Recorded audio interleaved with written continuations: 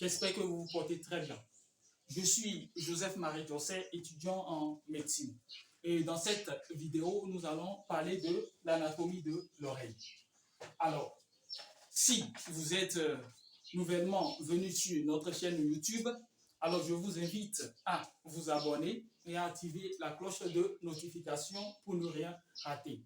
Et si vous êtes encore plus gentil, plus sympa, laissez-nous un pouce bleu pour nous encourager.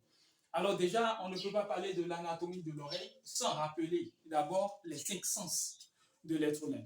Alors, si on prend l'être humain, on a 5 sens. Premièrement, on a la vue, qui est assurée par quoi? Qui est assurée par l'œil. Après la vue, on a l'ouïe, qui est assurée par les oreilles, ce qui fait l'objet de ses coups. Après ça, on a l'odorat, assuré par le nez.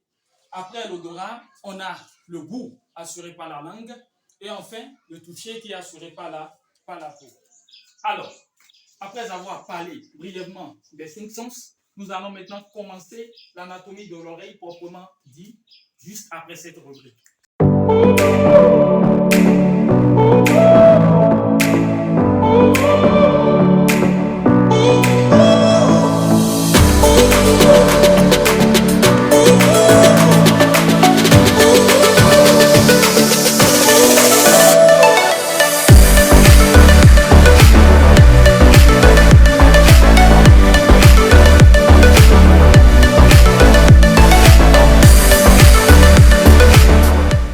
Eh bien, sachez que l'oreille est un organe neurosensoriel qui a 3 parties. Eh bien, sachez que l'oreille est un organe neurosensoriel, pair parce que c'est 2, et puis symétrique parce que c'est situé à la même distance de la ligne médiane, par rapport à la ligne médiane. Alors, il faut aussi retenir que l'oreille nous permet de communiquer avec notre entourage. Ainsi, l'oreille est divisée en 3 parties. On a l'oreille externe, l'oreille moyenne et l'oreille interne. Et il faut retenir que entre les 3 parties de l'oreille qui est au tableau, c'est uniquement l'oreille externe qui est la partie visible. Ce qu'on voit, c'est ça qu'on appelle l'oreille externe. Alors, l'oreille externe,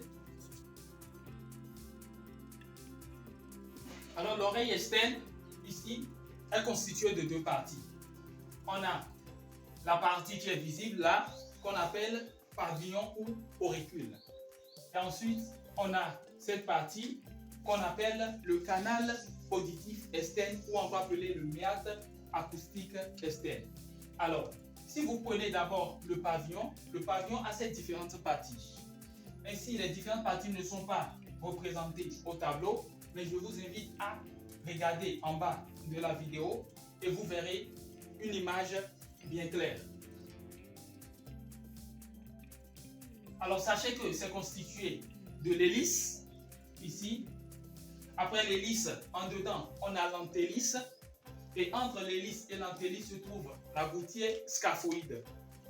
Vous avez aussi en avant de l'orifice, en avant du conduit auditif externe, se trouve le tragus. Et en arrière de l'orifice, on a l'antitragus. Il ne faut pas oublier cette partie de l'oreille où les femmes mettent souvent les boucles d'oreille qu'on appelle l'obule. Et enfin, on a cette partie dessinée ici qu'on appelle la conque. La conque, c'est la partie dans laquelle s'ouvre le conduit auditif externe. Donc, en gros, on vient de citer les différentes parties du pavillon ou encore appelé auricule.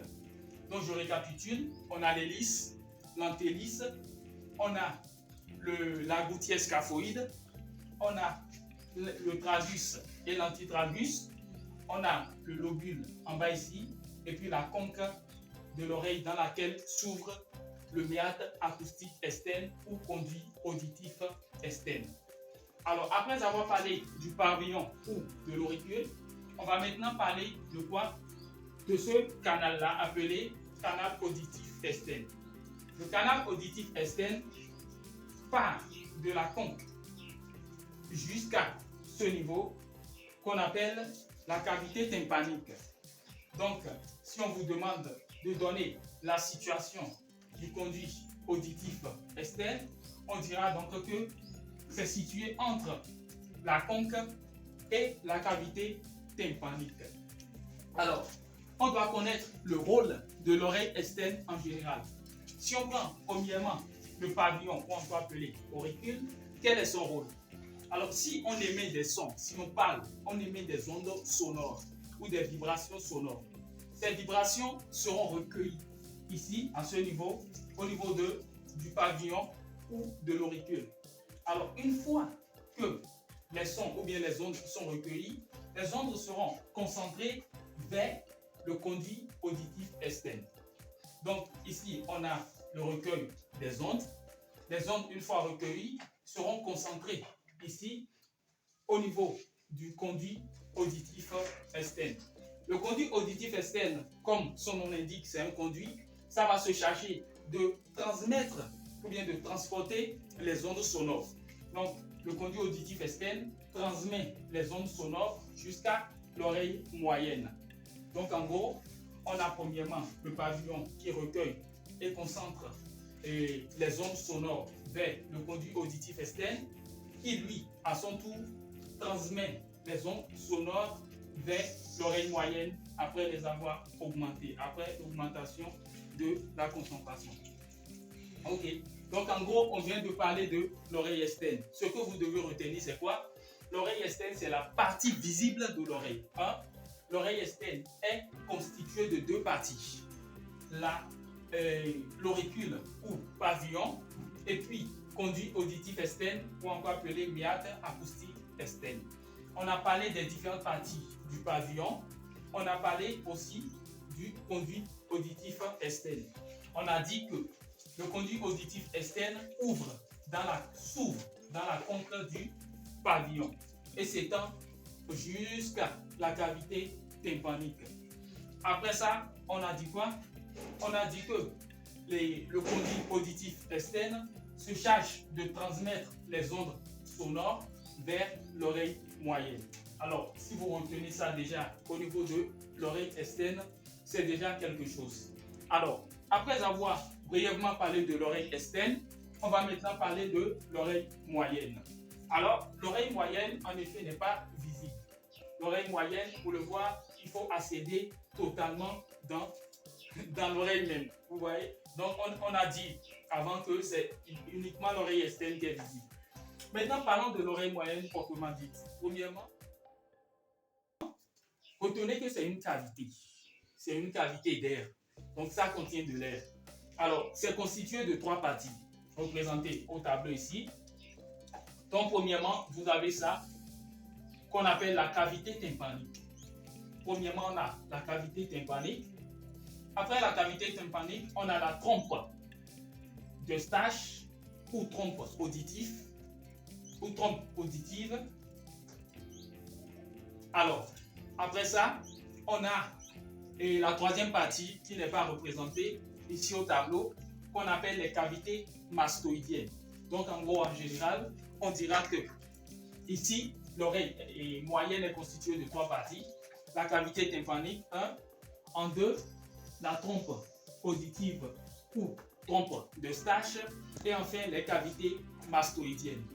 Ok, après avoir parlé des différentes parties de l'oreille moyenne, on va maintenant prendre chaque partie et dire qu'est-ce qu'on a là-bas. Premièrement, si on prend la cavité tympanique, retenez que la cavité tympanique que j'ai délimitée ici, ok, la cavité tympanique a une paroi externe. D'abord, ça a 6 parois. Mais ce qui nous intéresse ici, c'est sa paroi externe. Il faut retenir que la paroi externe que j'ai essayé de représenter ici en bleu, de la cavité tympanique, c'est ça qui sépare le conduit auditif externe de quoi? De la cavité tympanique. Donc, on va vous demander de donner quelle partie sépare ou bien quel élément anatomique sépare le conduit auditif externe de la cavité tympanique.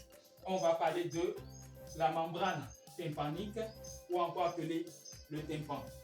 Ok, donc après avoir parlé de la membrane tympanique ou encore appelée tympan, on va maintenant aborder ici les trois choses que vous voyez là. Il s'agit ici d'une chaîne d'osselets. Osselets, c'est des petits os. Donc, il s'agit ici d'une chaîne d'osselets qui s'articulent entre eux. Alors, du dehors en dedans, si on quitte dehors pour dedans, on va voir premièrement ce qu'on appelle, lorsqu'on appelle malleus, ou encore appelé marteau en français, marteau. Après, on a l'incus, appelé enclume. Après, on a stapes, ou encore appelé étrier. Donc, en gros, dans la cavité tympanique se trouve une chaîne d'osselets qui s'articule entre eux. Et du dehors en dedans, on a parlé premièrement du malleus, ou encore appelé marteau.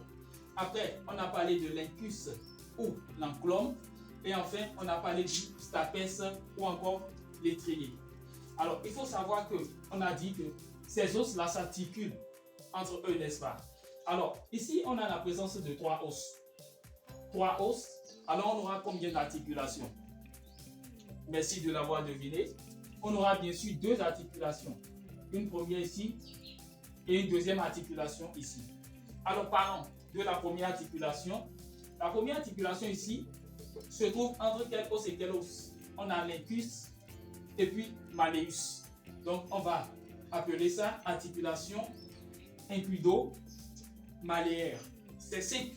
Ici, on a l'incus, ici, on a malleus. Alors, l'articulation qui se trouve entre les 2 os serait tout simplement appelée articulation incudo-malléaire.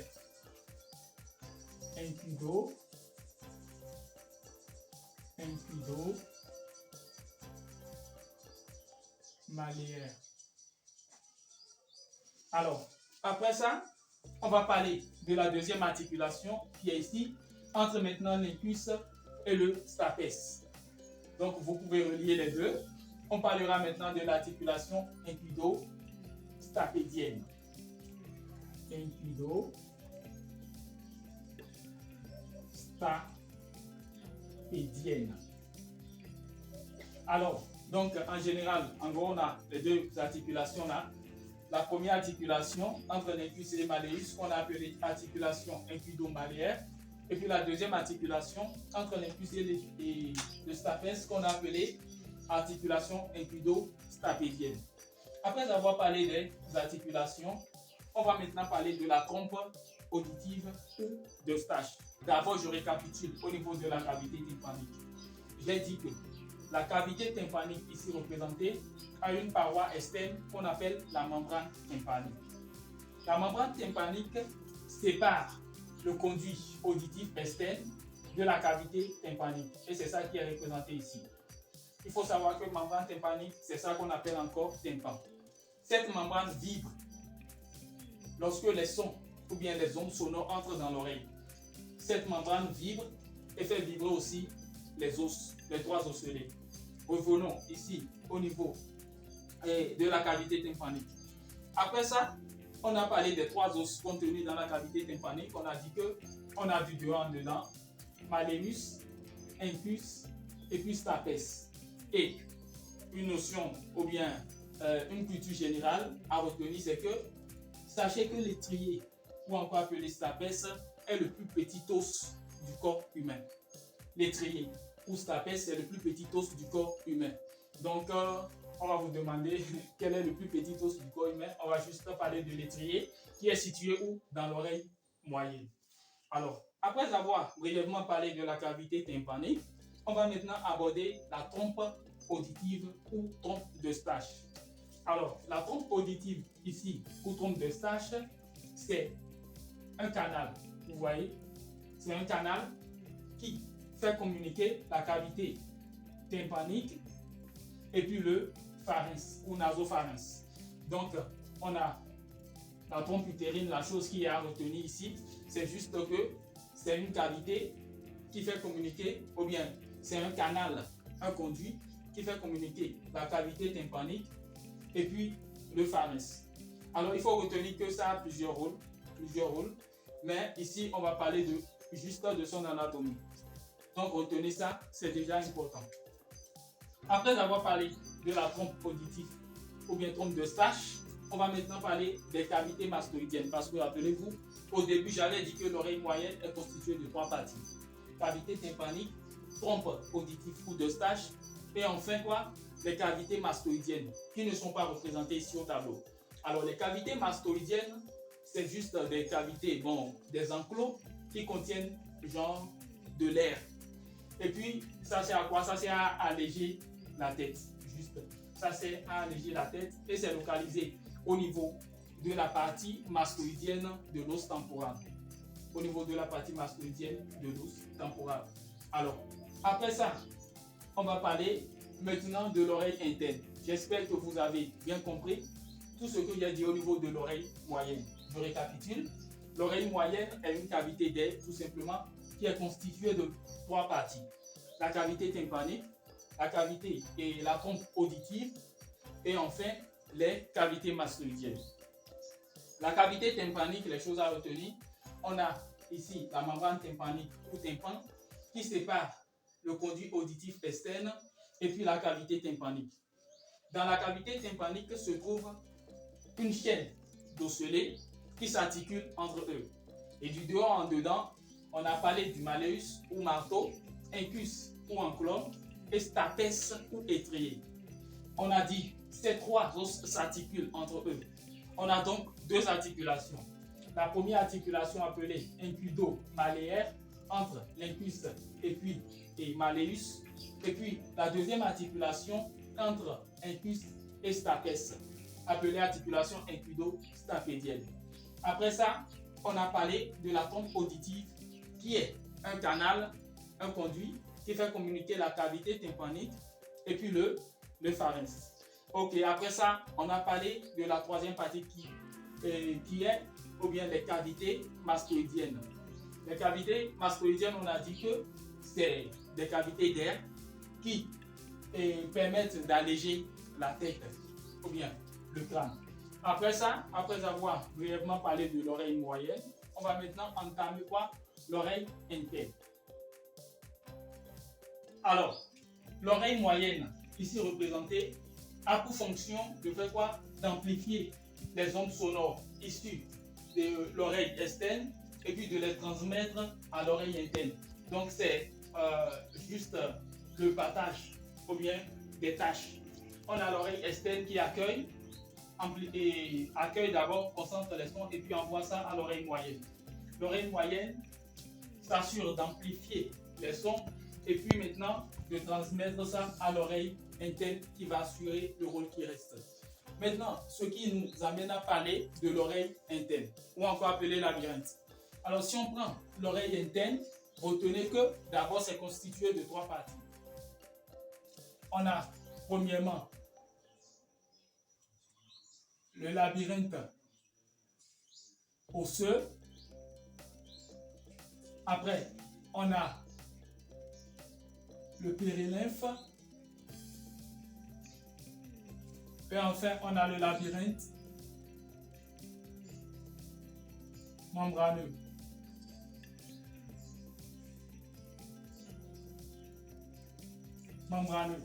Donc, on a 3 parties.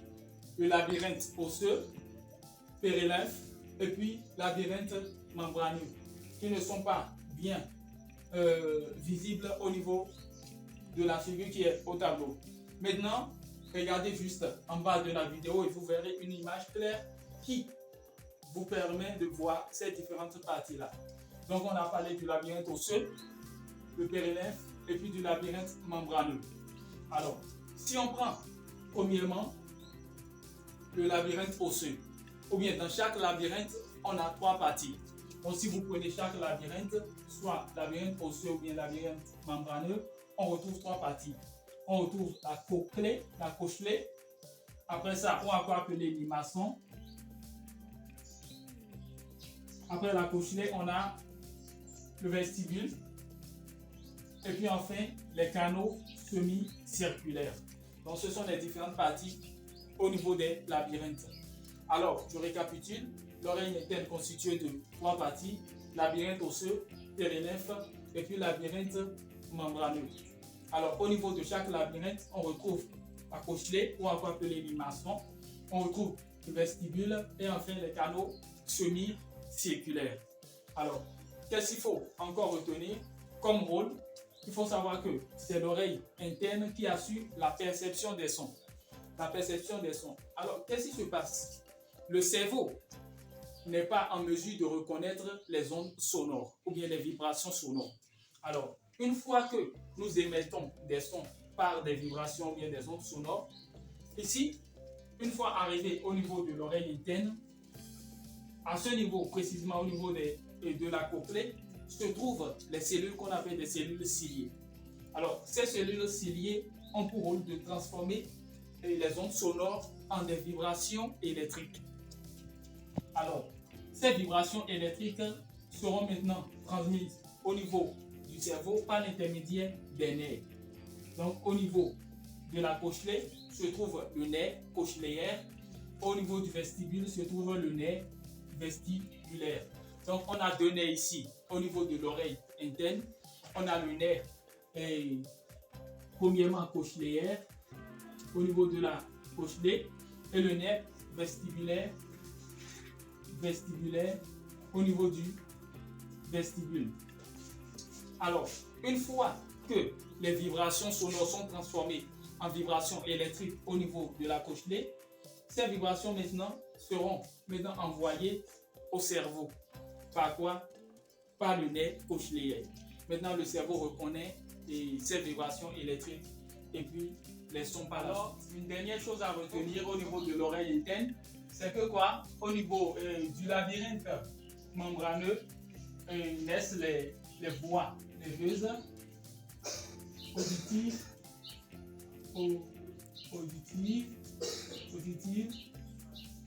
écho et vestibulaires. Donc, il faut retenir que du labyrinthe membraneux naissent les voies nerveuses auditives et vestibulaires. Alors, récapitulons en gros, en résumé, ce qu'on a fait du début jusque-là. On a dit que les oreilles, et son père, c'est-à-dire au nombre de 2, sont symétriques, situées à la partie ou bien à la face latérale du crâne ou bien de la tête, au niveau de la partie pétreuse. Bien sûr, il faut retenir ça, la partie pétreuse de l'os temporal. On a dit que c'est divisé en 3 parties, l'oreille externe, l'oreille moyenne et enfin l'oreille interne. Alors, on a dit que l'oreille externe est constituée de 2 parties, pavillon ou auricule, et puis méac acoustique externe, ou encore appelé conduit auditif externe. Après, on a parlé de l'oreille moyenne. On a dit que c'est constitué de 3 parties. La cavité tympanique, dont la paroi externe est appelée membrane tympanique ou tympan. Après, on a parlé de la trompe auditive ou trompe de Stache. Et enfin, la 3e partie, on a parlé des cavités mastoïdiennes. Après ça, on a dit dans la cavité tympanique, on a 3 chaînes. Ou bien, on a une chaîne d'osselets. On a parlé du marteau, de l'enclume et puis de l'étrier. On a dit que ces 3 chaînes sont articulées par 2 articulations, s'articulent entre eux par 2 articulations. L'articulation incudo-maléaire entre l'incus et malleus, et puis l'articulation incudo-stapédienne entre incus et puis stapes. Après ça, on a parlé aussi de la trompe auditive qui fait communiquer la cavité tympanique et le pharynx ou nasopharynx. Après ça, on a parlé maintenant de l'oreille interne. On a retenu que l'oreille interne est constituée de 3 parties, labyrinthe osseux, périlymphe et puis labyrinthe membraneux. On a dit du labyrinthe membraneux naissent les voies nerveuses auditives et vestibulaires. Vous voyez? Après ça, on a parlé des différentes parties de chaque labyrinthe. On dit qu'au niveau de chaque labyrinthe, on retrouve la cochlée, ou encore appelée limaçon. On retrouve vestibule et enfin les canaux semi-lunaires. On a vu 2 nerfs. Un nerf issu de la cochlée qu'on a appelé nerf cochléaire, et puis le nerf issu du vestibule qu'on a appelé comment? Nerf vestibulaire. Et puis enfin, on a dit que quoi? Si les ondes arrivent au niveau l'oreille externe, ce serait transmise au niveau de l'oreille moyenne. L'oreille moyenne se charge d'amplifier ces vibrations sonores. Ces vibrations sonores vont venir au niveau de l'oreille interne qui va charger de transformer les vibrations sonores en vibrations électriques, précisément au niveau de la cochlée qui comporte les cellules ciliées qui assurent ce rôle. Et après, les vibrations électriques seront transmises maintenant au cerveau par l'intermédiaire du nerf cochléaire. Alors, en gros, on a parlé, on a récapitulé. Maintenant, l'oreille, on va parler de son innervation. Il faut retenir que l'oreille est innervée par deux nerfs. Donc, c'est appelé organe vestibulo-cochléaire parce que c'est innervé par deux nerfs. Le nerf cochléaire et le nerf vestibulaire. Alors, si on revient au niveau du crâne, on dira que c'est quoi? C'est la 8e paix crânienne. Donc, c'est la 8e paix crânienne, le nerf 8. Ok, c'est constitué de deux nerfs, nerf vestibulaire et nerf cochléaire. Le nerf vestibulaire assure l'équilibre du corps, donc l'équilibration. Et puis le nerf cochléaire, c'est ça qui assure l'audition. Ok, maintenant, on va parler des atteintes de ces nerfs-là. Le nerf vestibulaire, on a dit que c'est ça qui assure quoi? L'équilibre du corps. Donc, ce qui veut dire que une atteinte ou bien un trouble au niveau de ce nerf va entraîner ce qu'on appelle les vertiges. Genre, on n'arrive pas à rester en équilibre, la tête tourne, tout ça là, c'est ça qu'on appelle vertige. C'est issu d'une atteinte du nerf vestibulaire. Et après, on parlera du nerf cochléaire. Le nerf cochléaire, une atteinte de ce nerf-là va entraîner ce qu'on appelle quoi? La surdité. On a dit que le nerf cochléaire assure l'audition. C'est-à-dire, c'est ça qui nous permet d'attendre, d'écouter. Donc, une atteinte de ce nerf-là va entraîner la surdité. La surdité, c'est lorsqu'on devient sourd, on n'arrive plus à capter les choses. Ok, donc en gros, on a aussi parlé du nerf vestibulo-cochléaire.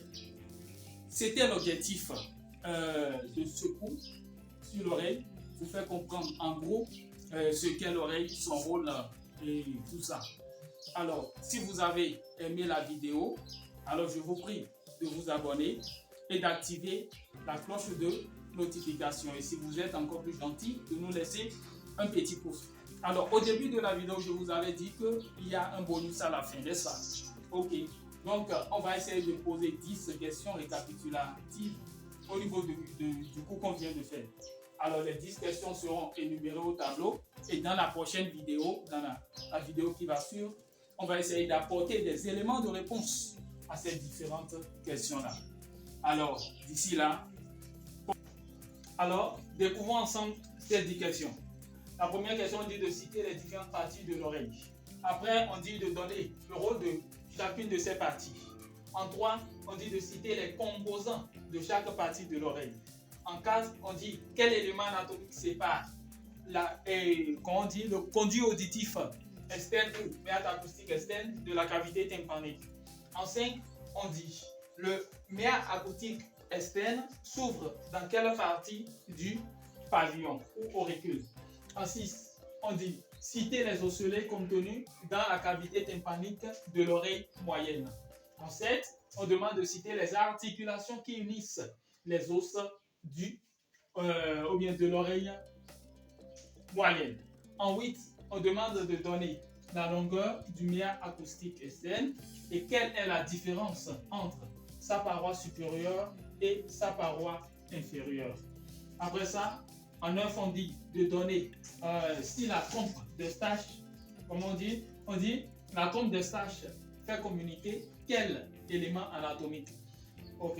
Et en 10, on dit de donner les nerfs et fonctions de l'oreille interne. Alors, si vous voulez découvrir la réponse à toutes ces questions, je vous invite à ne pas rater la vidéo qui va suivre. Là, vous aurez toutes les réponses à ces questions-là. Du coup, à la prochaine.